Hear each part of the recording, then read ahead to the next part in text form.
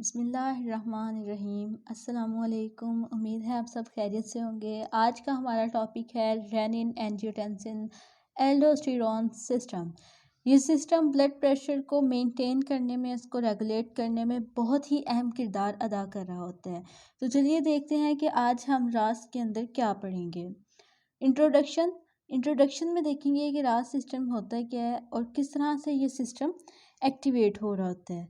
सबसे पहले introduction, then इसकी एक्टिवेशन, फिर हम देखेंगे इसका मैकेनिज्म ऑफ एक्शन क्या है और एंजियोटेंसिन 1 एंड एंजियोटेंसिन 2। तो चलिए चलते हैं सबसे पहले इसके इंट्रोडक्शन की तरफ। The kidney provides long-term control of blood pressure by altering the blood volume. Kidney जो है वो ब्लड प्रेशर को रेगुलेट करने में बहुत ही अहम किरदार अदा कर रही होती है। किडनी के अंदर एक स्पेसिफिक टाइप के, एक स्पेशल टाइप के रिसेप्टर्स होते हैं जो कि ब्लड प्रेशर को सेंस कर रहे होते हैं। उनका नाम है बैरो रिसेप्टर्स, किडनी बैरो रिसेप्टर्स। ये रिसेप्टर ब्लड प्रेशर को सेंस कर रहे होते हैं और जो अगर जो ब्लड प्रेशर कम है तो रास सिस्टम को एक्टिवेट कर देते हैं। एक्टिवेशन कब हो रही होती है? Sympathetic stimulation, low blood pressure, low sodium intake and greater sodium loss. ये थ्री मेन पॉइंट्स हमारे पास, थ्री फैक्टर्स हैं जो कि रास सिस्टम को एक्टिवेट कर रहे होते हैं। जो सिंपैथेटिक स्टिमुलेशन है वो किसी भी किस्म के स्ट्रेस की वजह से हो सकती है या डिजीज़ की वजह से हो सकती है। इसके अलावा जब लो ब्लड प्रेशर होगा तब भी रास सिस्टम एक्टिवेट हो जाएगा। Low sodium intake and greater sodium loss, तब भी रास सिस्टम एक्टिवेट हो जाएगा। नेक्स्ट हम देख लेते हैं मैकेनिज्म। जब ब्लड प्रेशर लो होता है और किडनी के बैरो रिसेप्टर इसको सेंस करते हैं तो किडनी एक स्पेशल एंजाइम रिलीज कर रही होती है जिसको कहते हैं रेनिन। ठीक है, ये जो एंजाइम है ये किडनी से रिलीज हो रहा होता है। रेनिन का क्या काम होता है? रेनिन ने एंजियोटेंसिनोजन को एंजियोटेंसिन 1 के अंदर कन्वर्ट करना होता है। अब एंजियोटेंसिन 1 जो है वो फर्दर आगे एंजियोटेंसिन 2 के अंदर कन्वर्ट हो जाता है।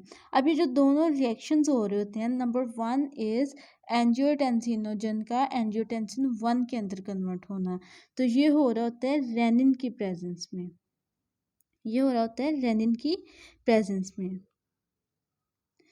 जबकि एंजियोटेंसिन 1 का एंजियोटेंसिन 2 के अंदर कन्वर्जन हो रही होती है एस की वजह से। एस हमारे पास है एंजियोटेंसिन कन्वर्टिंग एंजाइम। एस जो है वो लंग्स से आ रहा होता है, जबकि एंजियोटेंसिनोजन जो है ये लीवर से आती है। ठीक है, ये हमारे पास लीवर से आती है। दोबारा से हम रिवाइज कर लेते हैं सिस्टम को यहाँ तक। जब भी ब्लड प्रेशर लो होगा या फिर low sodium intake and greater sodium loss हो रहा होगा, या फिर थर्ड हमारे पास सिचुएशन है, थर्ड फैक्टर है कि सिंपैथेटिक स्टिमुलेशन हो रही होगी, उसके नतीजे में रेनिन रिलीज होगा। रेनिन ने क्या करना है? रेनिन ने एंजियोटेंसिनोजन को एंजियोटेंसिन 1 के अंदर कन्वर्ट करना होता है।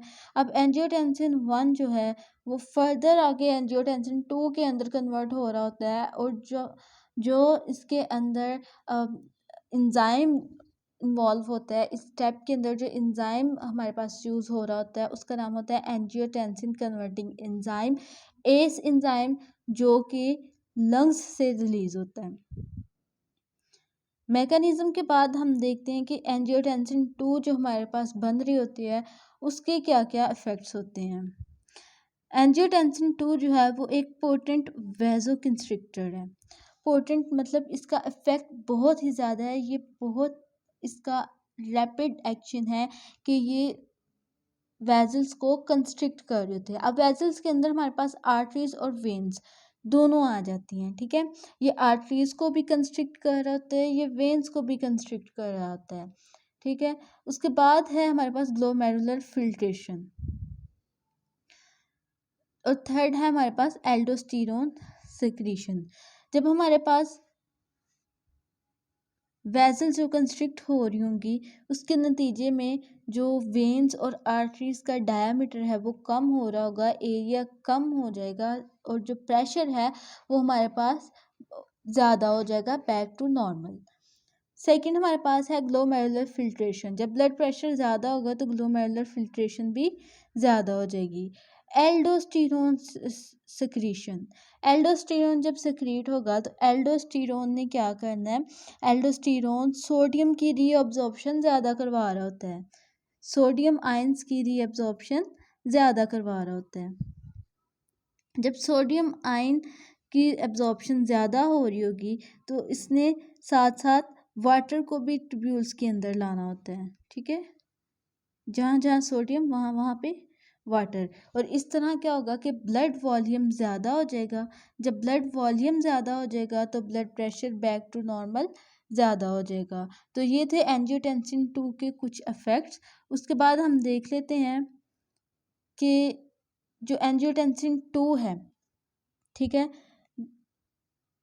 इसके रिसेप्टर कौन से होते हैं। इसने जाके एंजियोटेंसिन 2 टाइप 1 रिसेप्टर पर यानी कि 81 रिसेप्टर के ऊपर बाइंड करना होता है और अपने जो फर्दर एक्शंस हैं वो शो करने होते हैं। तो जो भी हमने आज पढ़ा इसका एक डिटेल्ड नोट्स इसके जो हैं वो मेरे ब्लॉग पे पोस्ट हैं, जिसका लिंक मैं डिस्क्रिप्शन में दे देती हूँ। अगर आप में से किसी को भी वो नोट्स चाहिए तो आप सिंपली उस लिंक के ऊपर क्लिक करेंगे तो आपको रास सिस्टम के ऊपर एक डिटेल्ड इंफॉर्मेशन, एक डिटेल्ड नोट्स मिल जाएंगे। तो thank you so much for watching and subscribe my channel. इंशाल्लाह फिर मुलाकात होती है एक ऐसे ही न्यू वीडियो के साथ, एक इन्फॉर्मेटिव वीडियो के साथ। तब तक के लिए अपना बहुत सारा ख्याल रखिएगा। अल्लाह हाफिज़।